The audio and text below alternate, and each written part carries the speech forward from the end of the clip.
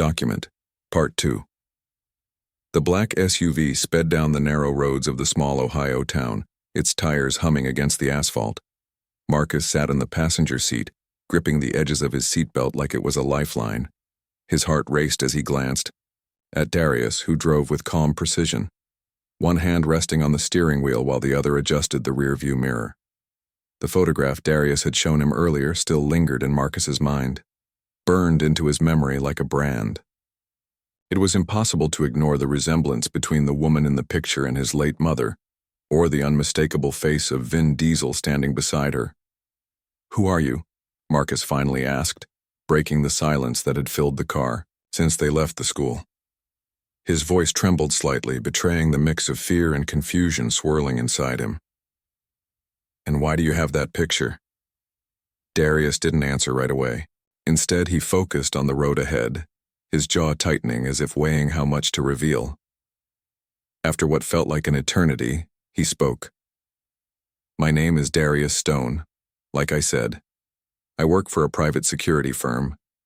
Your father, Vin Diesel, or Ian Diesel as he prefers to be called, was once part of something bigger than most people can imagine.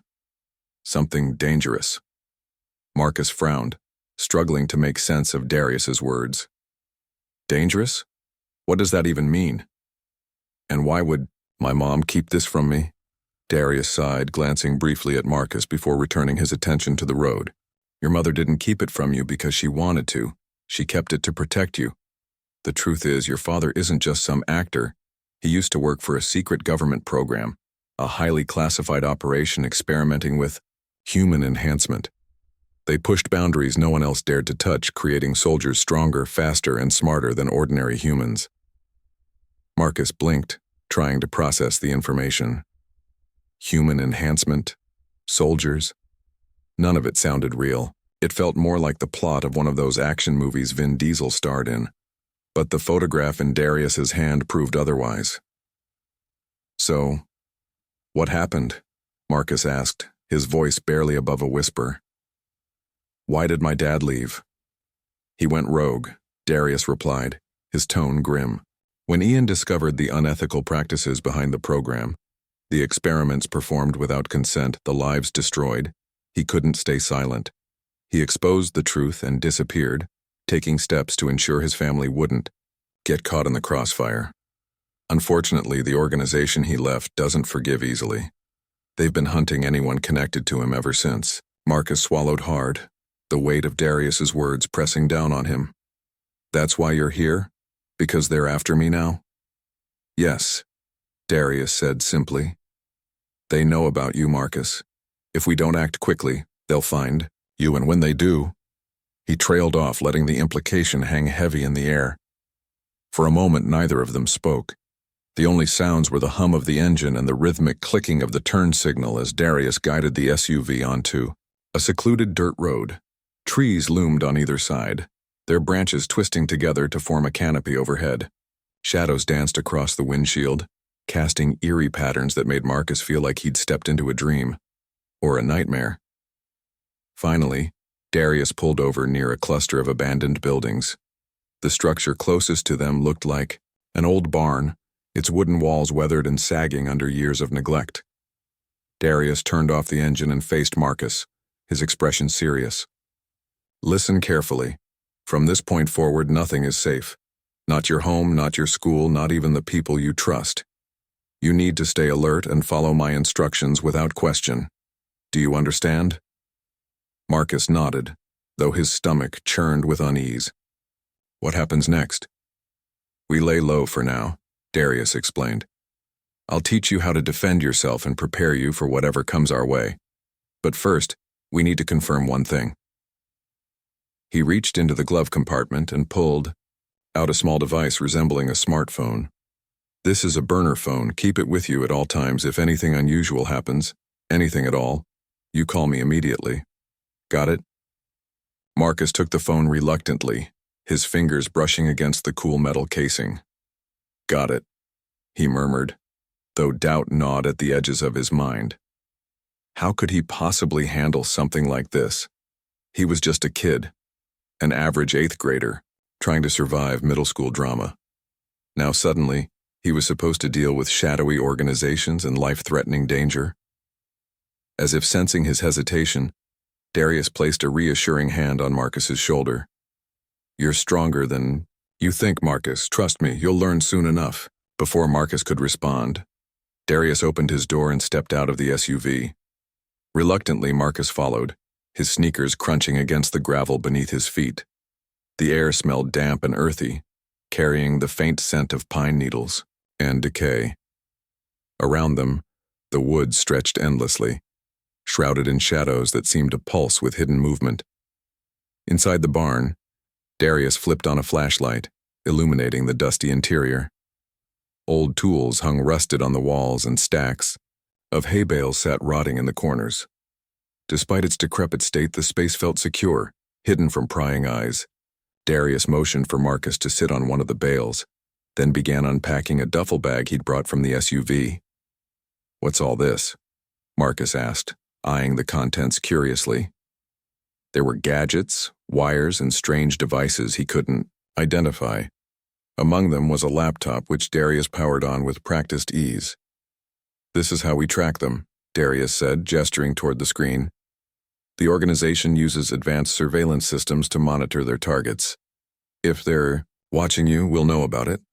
Marcus watched silently as Darius typed rapidly, lines of code scrolling across the monitor. Though he didn't understand most of it, he couldn't help but marvel at the man's skill. For the first time since leaving school, Marcus allowed himself a flicker of hope. Maybe, just maybe, Darius really could protect him. But that hope was short-lived. As the hours passed, Marcus began to notice subtle changes in his surroundings. The wind outside grew eerily quiet, and the usual chatter of birds vanished altogether. Even the sunlight filtering through the cracks in the barn's roof seemed dimmer, as though the world itself was holding its breath. Then came the sound, a low mechanical whirring that sent chills down Marcus's spine. He froze, his eyes darting toward the entrance. "Do you hear that?" he whispered, his voice trembling. Darius nodded, his expression grave. "They're here." Without another word, he grabbed Marcus by the arm and pulled him toward the back of the barn. A hidden trapdoor lay embedded in the floor, concealed beneath a layer of dirt and debris. With surprising strength, Darius pried it open, revealing a narrow staircase descending into darkness. "Go," Darius urged, giving Marcus a gentle push. "Don't stop until you reach the bottom." Heart pounding, Marcus obeyed, stumbling down the steps as fast as his legs would carry him. The air below was cold and damp, carrying the faint smell of mildew. Behind him, he heard Darius close the trapdoor, plunging the space into total darkness. A few seconds later, a soft glow illuminated the area as Darius activated a lantern. They were in a makeshift bunker, stocked with supplies and equipment. Maps lined the walls marked with red circles and cryptic symbols Marcus couldn't decipher. "Stay here," Darius instructed, already moving toward a panel of monitors set up in the corner. "I'll keep watch. If anything happens, stick to the plan." "What plan?" Marcus asked, panic rising in his chest. "You never told me a plan." "You'll know when the time comes," Darius replied, his focus entirely on the screens. "Trust me, Marcus, you're ready for this." Though his instincts screamed at him to argue, Marcus forced himself to nod. He sank onto a cot in the corner, clutching the burner phone tightly in his hand. Outside, the whirring grew louder, accompanied by the faint hum of engines.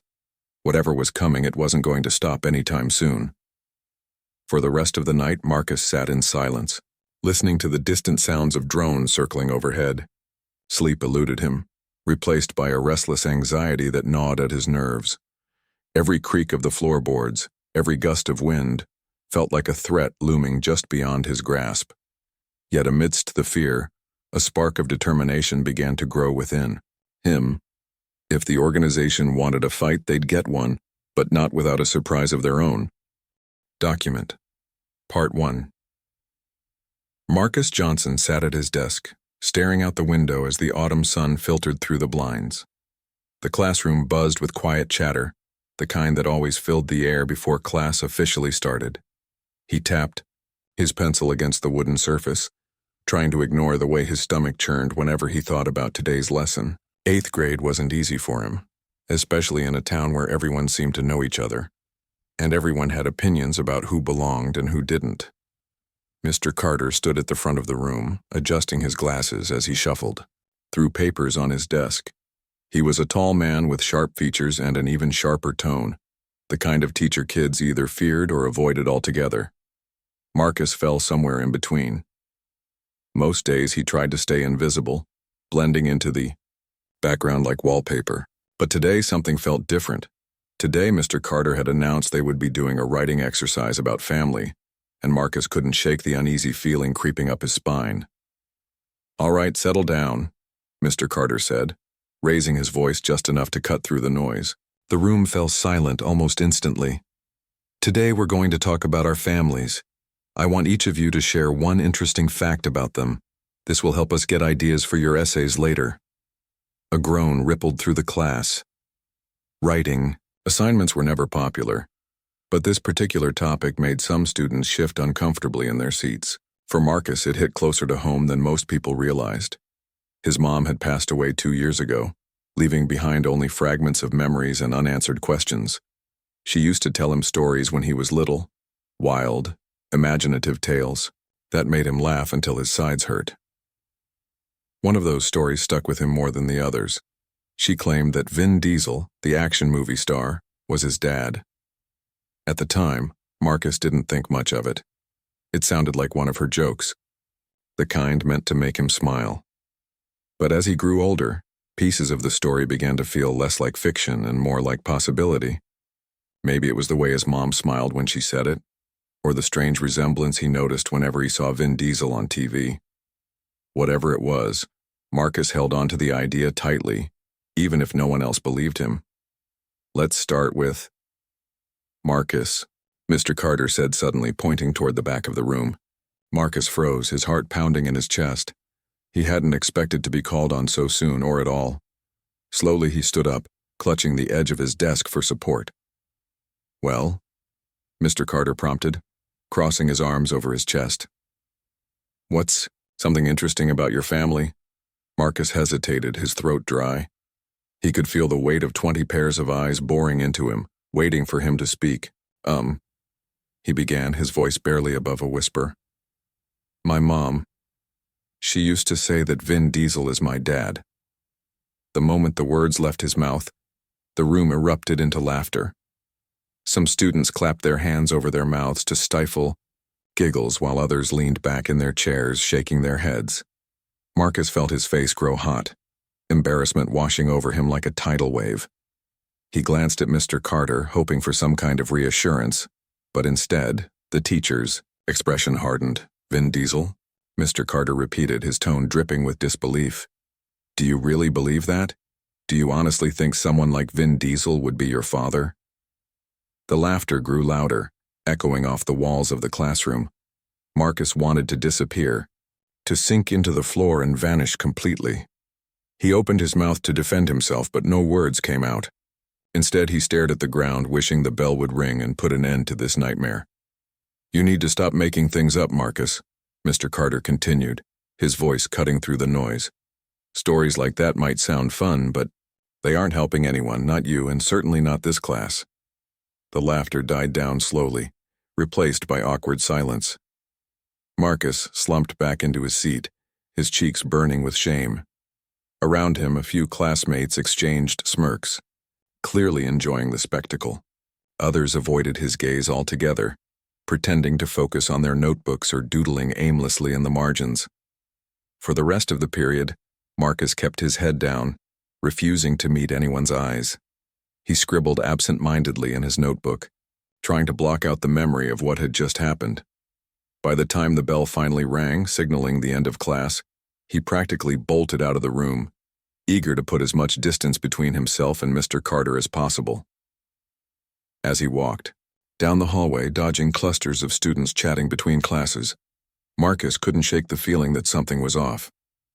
It wasn't just the humiliation from earlier. It was something deeper, something he couldn't quite explain. Every step he took felt heavier than usual, as though an invisible force was pressing down on him. When he reached the exit doors, leading outside, he paused, glancing over his shoulder to see if anyone was following him. That's when he noticed it. A black SUV parked across the street, its engine idling softly. At first, Marcus thought nothing of it. Cars often lined the streets near the school during pickup hours.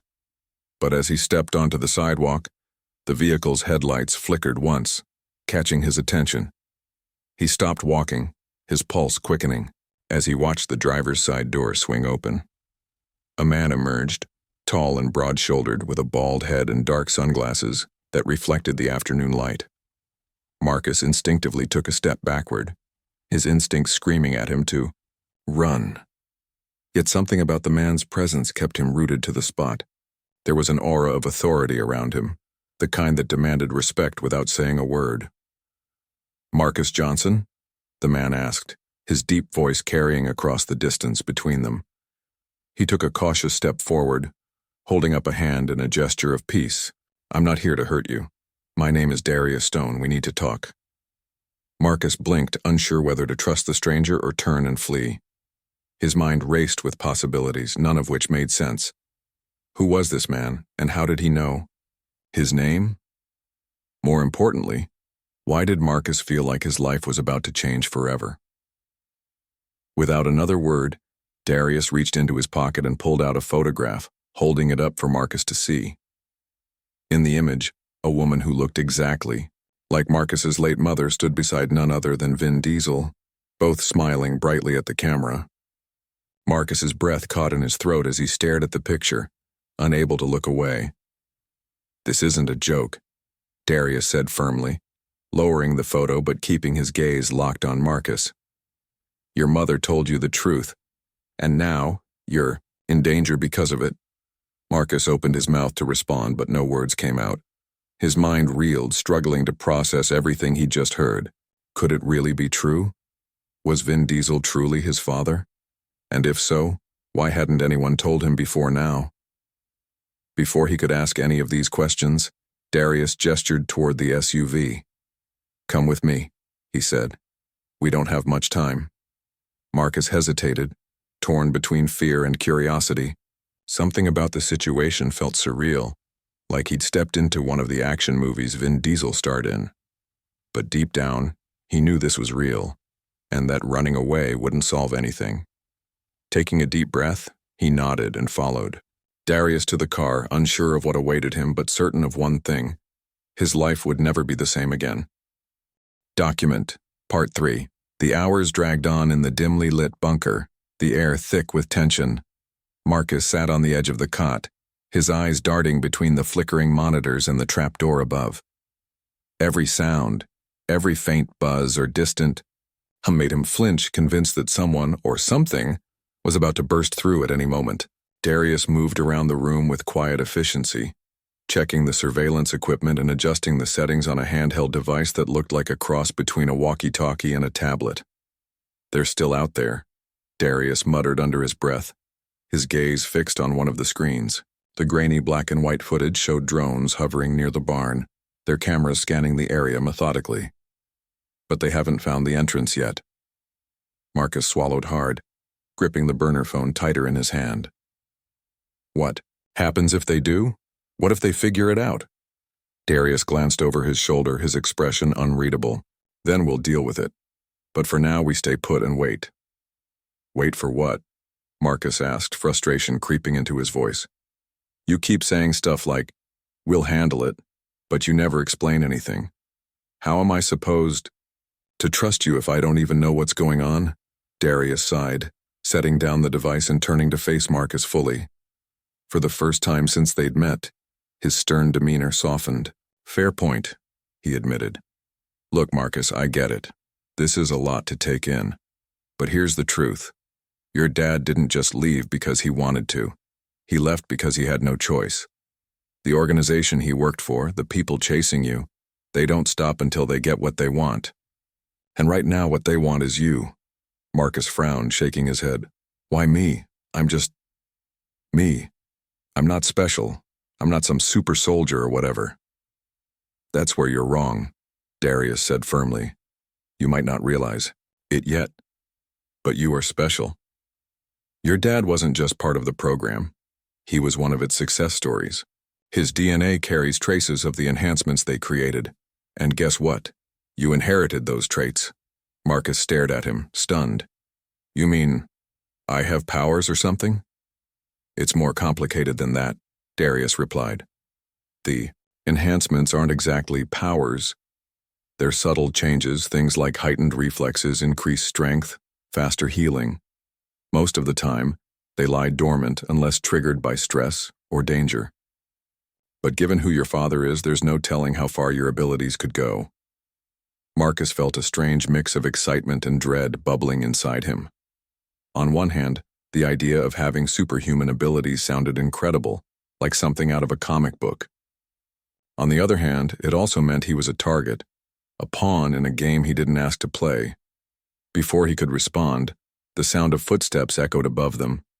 Heavy, deliberate steps that made the wooden floorboards groan under the weight.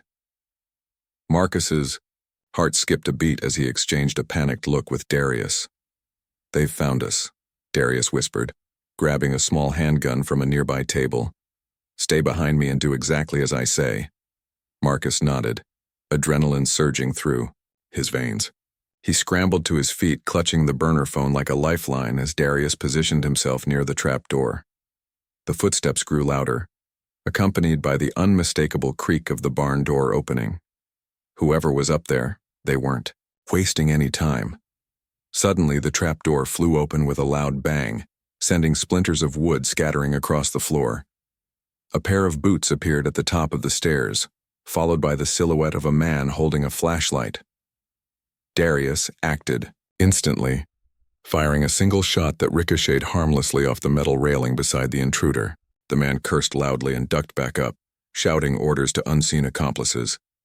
"We need to move," Darius barked, grabbing Marcus by the arm and pulling him toward a narrow tunnel branching off from the bunker. "This way."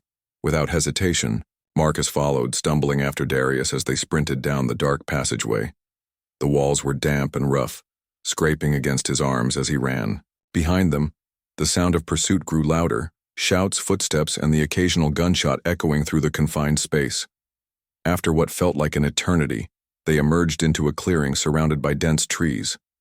The cool night air hit Marcus like a slap, making him shiver despite the chaos. Darius didn't slow down, dragging him toward another vehicle hidden among the foliage, a sleek motorcycle with a sidecar attachment.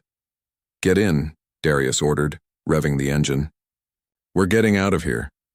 Marcus hesitated for only a second before climbing into the sidecar, gripping the edges tightly as Darius sped off into the darkness. The forest blurred past them in streaks of shadow and moonlight, the roar of the engine drowning out all other sounds. Marcus closed his eyes, trying to steady his breathing as the adrenaline rush began to fade. They rode for miles, weaving through back roads and abandoned trails until finally coming to a stop outside, a dilapidated house on the outskirts of town. Darius parked the bike behind the building, motioning for Marcus to follow him inside. "This is a safe house," Darius explained as they entered.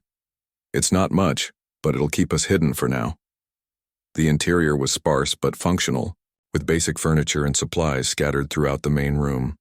In the corner, a girl about Marcus's age sat hunched over a laptop, her fingers flying across the keyboard. She looked up as they entered, her sharp green eyes locking onto Marcus with curiosity. "This is Elena," Darius said, gesturing toward her. "She's part of the team." Elena smirked, leaning back in her chair. "Nice to meet you, Hollywood Jr. Heard you've been causing quite the stir."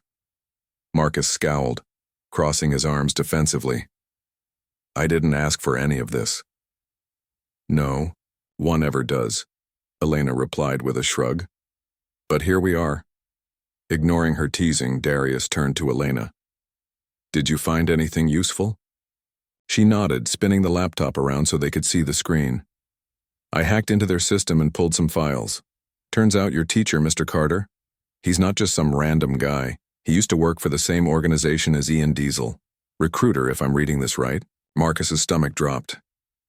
"So he knew about my dad all along?" "Looks like it," Elena confirmed. "And chances are, he tipped them off about you." probably why they started sniffing around so soon. Anger bubbled up inside Marcus, hot and fierce. All this time he'd thought Mr. Carter was just being cruel, mocking him for no reason. But it wasn't cruelty. It was calculation. The teacher had known exactly who Marcus was and had deliberately tried to humiliate him in front of the class. "What do we do now?" Marcus asked, his voice tight with emotion. "For starters," Darius said, placing a reassuring hand on Marcus's shoulder, "we train. If you're going to survive this, you need to learn how to use those abilities of yours. And Elena and I will help you every step of the way." Over the next few days, Marcus threw himself into the training regimen Darius and Elena devised for him. They started with simple exercises, running laps, practicing balance, and honing his reflexes using makeshift obstacle courses. At first, Marcus struggled, tripping over his own feet and growing frustrated when things didn't come easily. But slowly, he began to notice changes. His movements became quicker, more fluid. He could dodge objects thrown at him with precision he hadn't thought possible. Even his stamina improved, allowing him to push through exhaustion that would have once left him gasping for air. Elena took charge of teaching him how to think strategically, using puzzles and simulations to sharpen his mind. "You can be as strong as Superman," she told him during one session, "but if you don't know how to plan ahead, you're toast." Meanwhile, Darius worked on preparing Marcus mentally, helping him process everything he'd learned about his father and the organization hunting them. It wasn't easy. Some nights Marcus lay awake staring at the ceiling, replaying memories of his mother and wondering why she'd kept such a huge secret from him. Other times, he felt overwhelmed by the responsibility thrust upon him, terrified of failing not just himself but everyone counting on him. Through it all, though, Marcus refused to give up. Each day brought new challenges but also new victories. By the end of the week, he was beginning to feel like maybe, just maybe, he stood a chance against whatever came next. One evening, as they gathered around the kitchen table reviewing plans, Elena spoke up. "We should head to Lake Erie tomorrow. There's an old warehouse there where Ian used to lay low. If anyone knows how to bring down the organization, it's him." Darius nodded in agreement. "It's risky, but it's our best shot. We'll leave at dawn." Marcus clenched his fists, determination burning in his chest. Whatever waited for them at the warehouse, he was ready. For the first time in his life, he felt truly alive. Not because of the danger, but because he finally understood who he was and what he was capable of. Document. Part 4. The morning sun peeked over the horizon as Marcus, Darius, and Elena loaded supplies into the back of a nondescript van parked outside the safe house. The air was crisp, carrying the faint scent of pine and damp earth. Marcus tightened the straps on his backpack, feeling both nervous and excited about what lay ahead.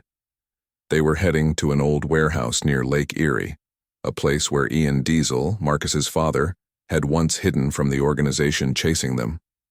"You ready for this?" Darius asked, slamming the rear door shut and turning to face Marcus. Marcus nodded, though his stomach churned with uncertainty. "As ready as I'll ever be." Elena smirked, climbing into the passenger seat. "Don't worry, Hollywood Jr. If things go south, we've got your back." Marcus rolled his eyes but couldn't help smiling slightly. Despite her teasing, Elena had become someone he trusted, someone who reminded him that humor could still exist even in the darkest moments. He slid into the back seat beside Darius, gripping the edge of the seatbelt tightly as they pulled onto the highway. The drive took hours, the landscape shifting from dense forests to open fields dotted with wind turbines. As they approached Lake Erie, the road grew quieter, lined with abandoned factories and rusting machinery. Finally, they arrived at their destination, a sprawling warehouse perched on the edge of the lake, its windows shattered and walls covered in graffiti. Darius parked, the van behind a cluster of shipping containers, ensuring it remained hidden from view. "Stay close," he instructed, grabbing a flashlight and motioning for Marcus and Elena to follow him. "We don't know what, or who, we might find inside." The trio moved cautiously toward the entrance, their footsteps crunching against gravel. The door creaked open with a loud groan, revealing a cavernous interior filled with shadows and dust. Pallets of rotting wood and broken equipment littered the floor, creating obstacles that forced them to weave carefully through the space. "This place gives me the creeps," Elena muttered, shining her phone's flashlight around the room. "Feels like something out of a horror movie." "Focus," Darius said sharply, scanning the area for signs of recent activity. If Ian was here, there should be clues left behind. Marcus wandered ahead, drawn to a corner of the warehouse, where a makeshift desk stood amidst the debris. Papers were scattered across its surface, some yellowed with age, others torn or stained. He picked up one sheet, squinting at the faded handwriting scrawled across it. It looked like notes, technical jargon mixed with sketches of strange devices. "Guys, look at this," Marcus called out, holding up the paper. Darius and Elena hurried over, examining the document closely. "Blueprints," Darius murmured, his brow furrowing. "These must be designs for some of the experiments the organization conducted." Elena snapped a photo of the blueprint with her phone. "If we can decode these, we might figure out exactly what they're after, and how to stop them." Before they could discuss further, a low rumble echoed through the warehouse. At first, Marcus thought it was thunder, but the sound grew louder, accompanied by the unmistakable whirring of engines. Outside, headlights pierced through the cracks in the walls, illuminating clouds of dust swirling in the air. "They found us," Darius growled, pulling out his handgun. "Quick, take cover." The three of them scrambled behind a stack of crates just as the main doors burst open. Armed men stormed inside, their weapons trained on every shadowy nook and cranny. Marcus held his breath, his heart pounding so loudly he feared they'd hear it. "Spread out," one of the men barked, gesturing for his team to fan across the warehouse. "Find them." Elena tapped Marcus lightly on the shoulder, pointing toward a narrow staircase leading to a catwalk above. "Up there," she whispered. "We can flank them." Darius nodded, signaling for them to move silently. One by one, they ascended the stairs, keeping low to avoid detection. From their vantage point, they had a clear view of the intruders, sweeping the ground floor below. "What's the plan?" Marcus whispered, his voice barely audible. "We create chaos," Darius replied, pulling a small device from his pocket. It resembled a remote control with a single red button. "This will trigger a diversion. When I give the signal, you two head for the exit. I'll hold them off." "No way," Marcus protested. "I'm not leaving you behind." "And neither am I," Elena added firmly. "We stick together, remember?" Darius hesitated, clearly torn between protecting them and accepting their determination. Finally, he sighed. "Fine, but stay sharp." With that, he pressed the button. A series of loud bangs erupted throughout the warehouse, sounding like fireworks exploding in rapid succession. The armed men spun around, startled, trying to locate the source of the noise. Taking advantage of the confusion, Darius led the way, down a different set of stairs, guiding Marcus and Elena toward a side door. They sprinted across the open space, dodging falling debris and stray bullets fired blindly by the disoriented attackers. Just as they reached the exit, however, a figure stepped into their path. A tall, muscular man with dark sunglasses and a commanding presence. "Well, well," the man sneered, raising his weapon. "Look who decided to show up." It was Mr. Carter. For a moment, Marcus froze, rage boiling inside him. All the humiliation, all the mockery, the pieces finally clicked into place. Mr. Carter wasn't just a teacher. He was part of the organization hunting him. And now he intended to finish the job. "You lied to me," Marcus spat, stepping forward despite the danger. "You knew who my dad was, and you still treated me like garbage." Mr. Carter chuckled, coldly. "Your father made his choice when he betrayed us, and now you'll pay the price for his mistakes." Without warning, Marcus lunged forward, surprising everyone, including himself. His body moved instinctively, faster than he'd ever imagined possible. He knocked Mr. Carter's gun aside and tackled him to the ground, the sudden burst of strength, shocking even him. "Go!" Marcus shouted to Darius and Elena, who hesitated for a split second before bolting through the door. But Marcus didn't follow immediately. Instead, he grappled with Mr. Carter, determined to hold his own despite the odds. For years, he'd felt powerless, ridiculed, invisible. Now, for the first time, he realized he wasn't weak. He was capable of more than anyone, including himself, had believed. Just as Mr. Carter regained his footing, Darius reappeared, grabbing Marcus by the arm and yanking him toward safety. Together, the three of them fled into the night, leaving the warehouse and their pursuers behind. Once they were far enough away, huddled behind a pile of rocks overlooking the lake, Marcus finally allowed himself to breathe. His hands trembled, adrenaline coursing through his veins. He glanced at Darius and Elena, who wore matching expressions of pride and relief. "You did good back there," Darius said, patting Marcus on the shoulder. "That was brave." "Brave or stupid," Elena teased, though her smile softened. The jab.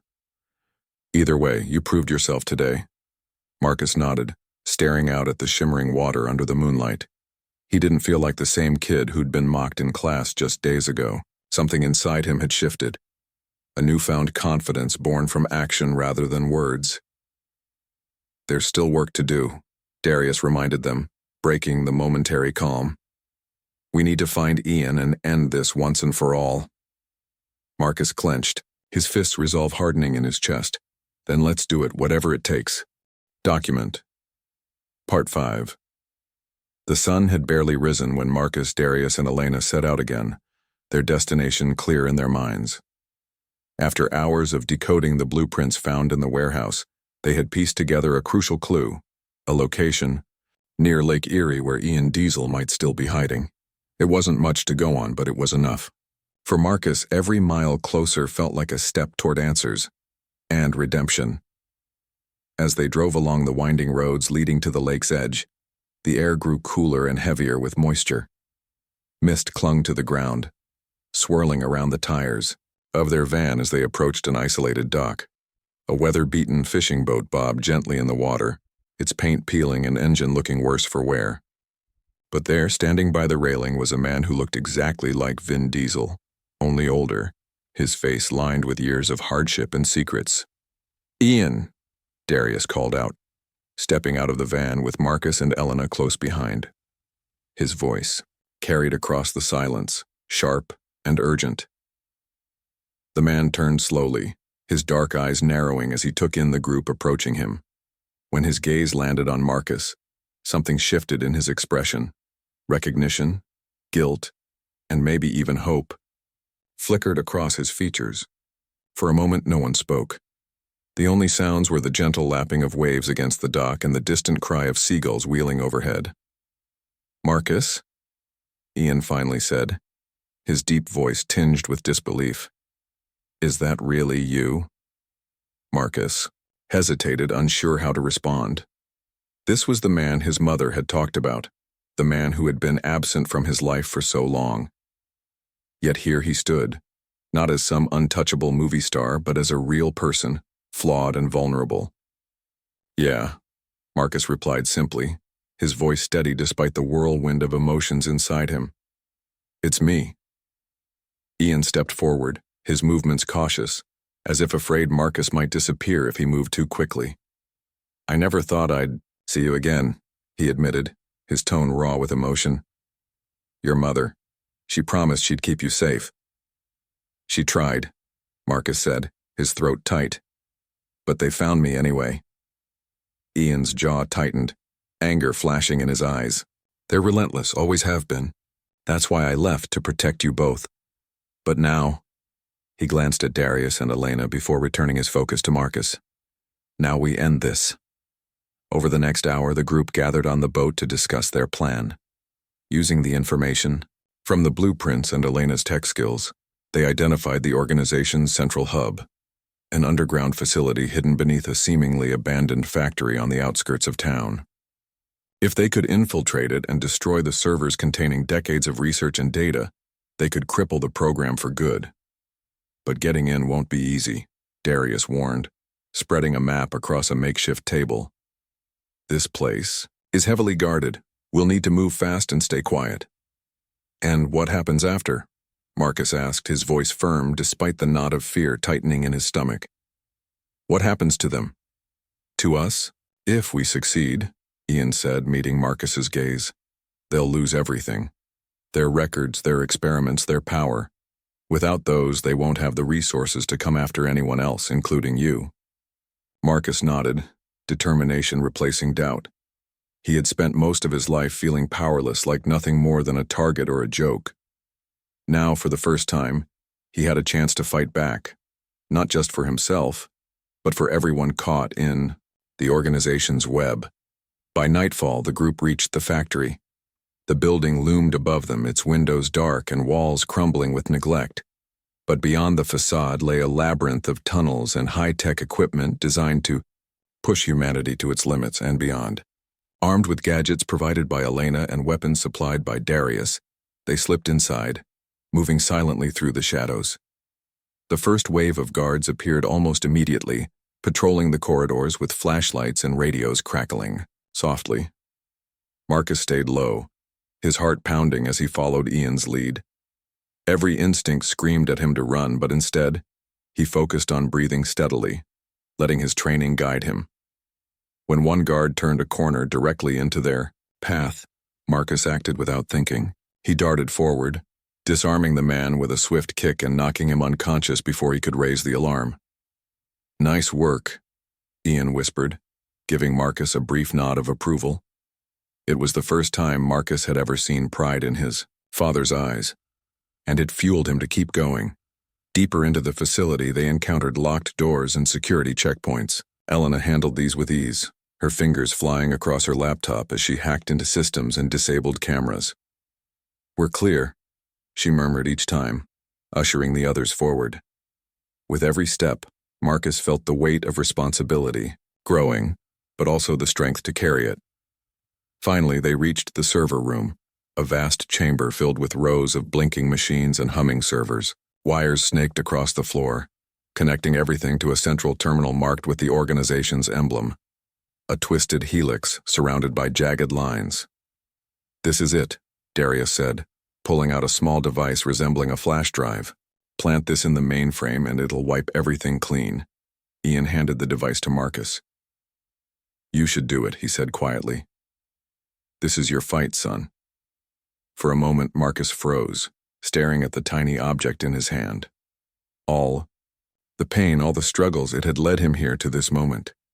Slowly, he nodded and moved toward the terminal, plugging the device into the port. The screen lit up, displaying a progress bar counting down from 60 seconds. "Let's move," Darius urged, glancing nervously at the door. They didn't have much time. As they retraced their steps, alarms began blaring throughout the facility. Red lights flashed, casting eerie shadows on the walls as guards poured into the corridors. Gunfire erupted, forcing the group to split up and take cover. Marcus stayed close to Ian, using his enhanced reflexes to dodge bullets and leap over obstacles. He felt alive in a way he never had before, every movement precise, every decision instinctive. When they finally burst through the exit, gasping for breath in the cool night air, the ground shook violently beneath their feet. Flames erupted from the factory behind them, consuming the evidence of decades of unethical experiments. Marcus watched as the building collapsed inward, taking the organization's secrets with it. "Well done," Ian said, placing a hand on Marcus's shoulder. His voice was heavy with relief and gratitude.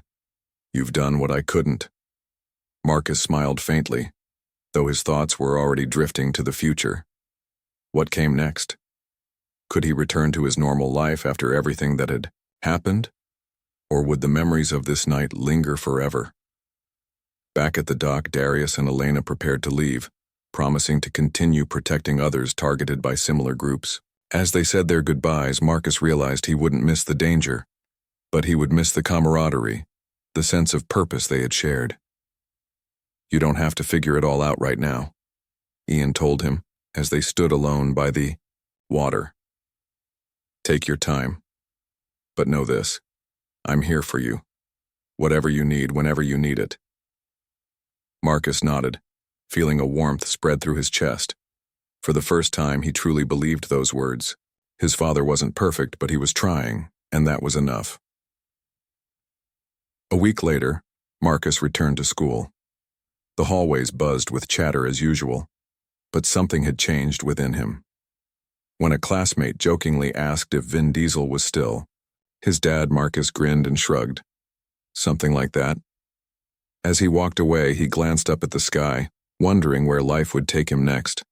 Whatever challenges lay ahead, he knew one thing for certain. He was ready.